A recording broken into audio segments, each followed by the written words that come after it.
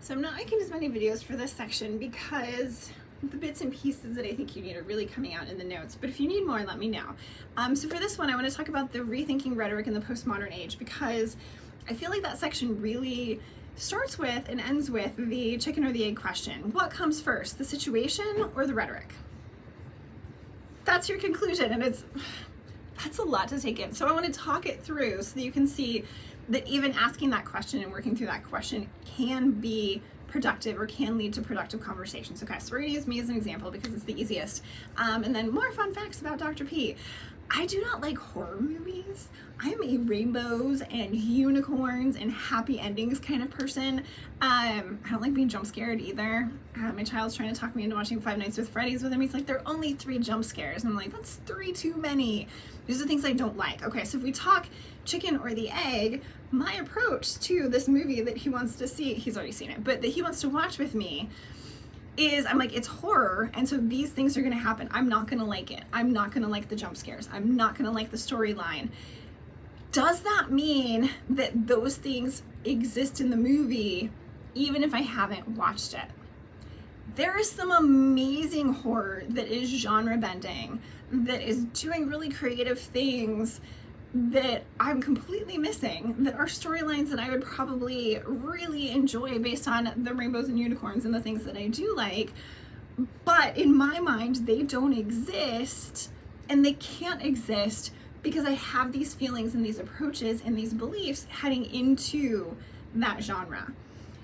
That's the space where we can start to then unpack and question, okay, so if there are these things happening in the horror genre, why? That's what postmodernism wants to get at.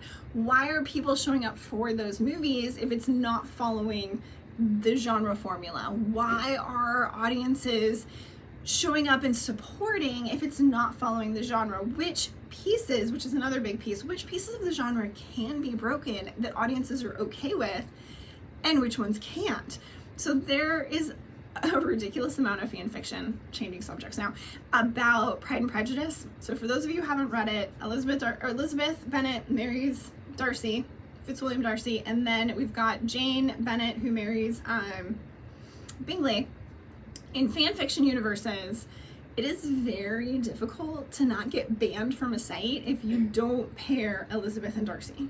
Like, that is a non-negotiable genre rule. But Jane and Bingley, people are like, meh, we can play with this, we can deal with this. But not Elizabeth and Darcy. Like, nope, done.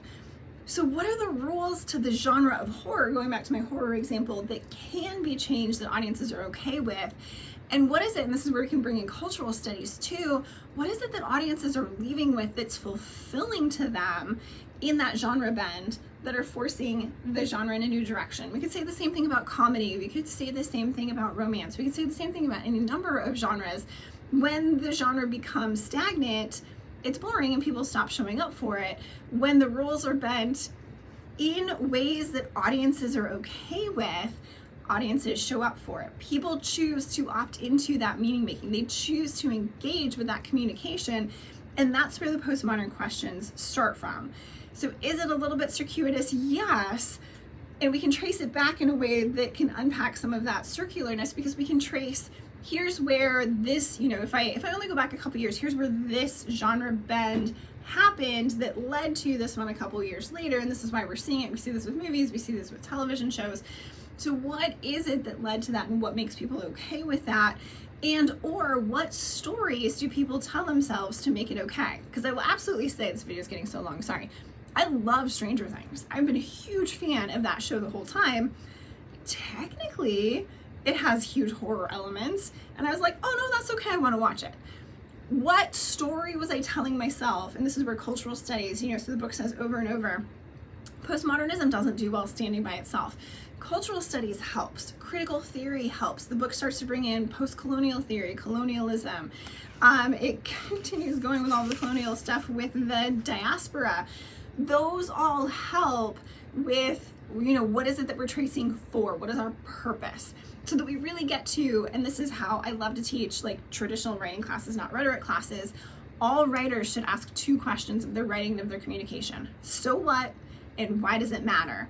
And the other theories help us from a postmodern perspective ask those exact questions about our writing or our reading.